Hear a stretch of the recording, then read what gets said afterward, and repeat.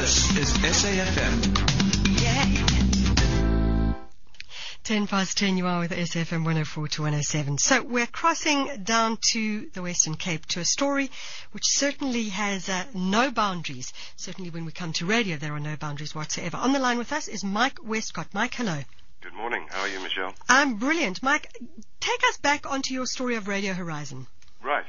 Athlone School for the Blind is a school that's been in operation since 1927 for the blind and the sight-impaired here in the Western Cape.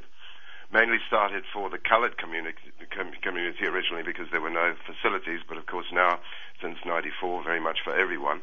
They also have children there who have other disabilities as well, and in talking to them and talking to their association, we realized there was an opportunity to do something for the learners there, to skill them in different ways.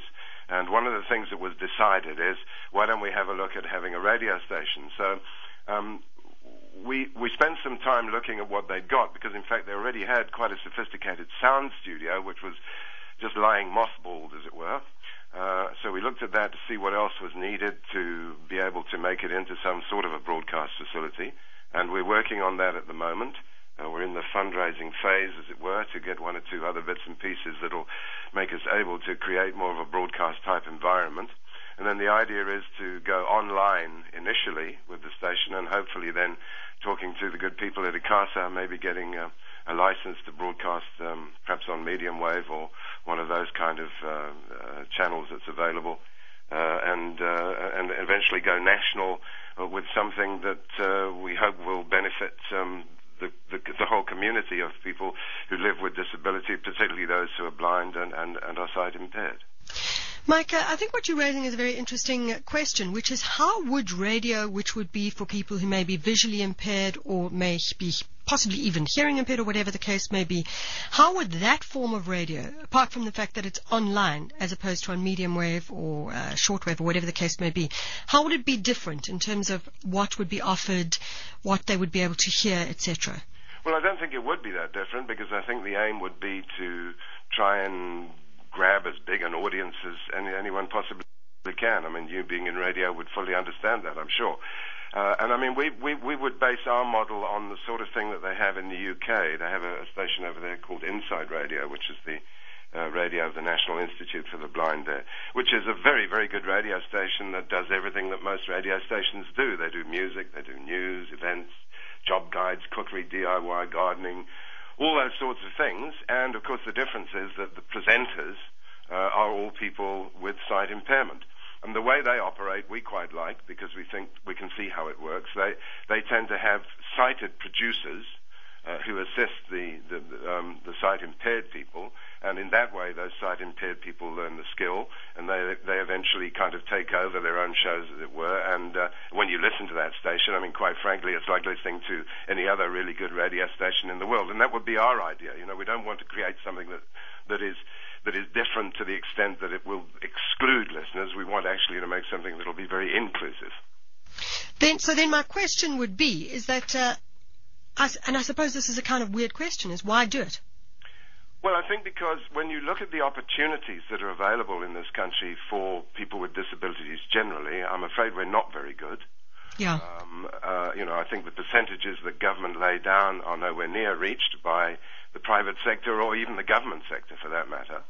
And this is one of the areas where obviously people with the sort of disability that blindness can be can excel, because you don't need to be able to see to be able Absolutely. to be a brilliant broadcaster. There's no question about that. So we think that it's the kind of skill that people with sight impairment would benefit from. And indeed, hopefully in the end, after a couple of years or so, some of them may well go on to work for stations like yours or other stations around the country. There's absolutely no reason why not. Yeah, absolutely. So you see it as a potentially as a training ground. Now, I know that you are going to start with it online, and definitely for everybody who works online in terms of radio, there are challenges. Have you sort of thought your way around through those particular challenges? Yes, we have.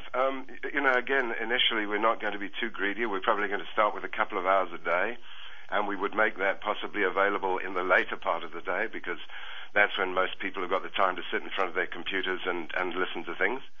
and then we try and move it from there. I mean, we're aware of the fact, that digital radio is not too far away, with 2010 just around the corner and so on. So we're looking at all of those kind of options, and of course, those kind of technologies are going to open up the airwaves very rapidly, and hopefully we as an organization are going to be able to get a little bit of a bite of that cherry, as it were, and end up with something that can be available. The British model is interesting because they're now on FM in their country.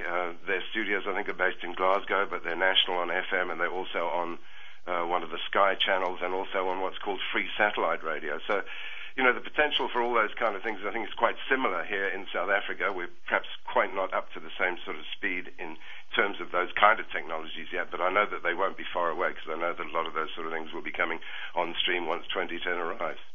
Mike, you mentioned the fact that you are looking at this point at fundraising. If people are interested, if someone's hearing the story and thinking, wow, this is something that I'd really like to get engaged with, how do they do so? Well, they can either go onto our website, and our little organization is called Future Dimensions, so we're at www.futuredimensions, all one word, .co.za.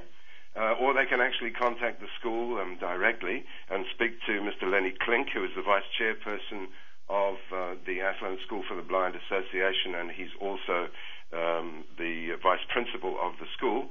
And they can call 021-951-7816 and have a chat with them and see how they can assist us. We'd be most appreciative. Mike Westcott, thank you so much for joining us, and best of luck for an excellent project.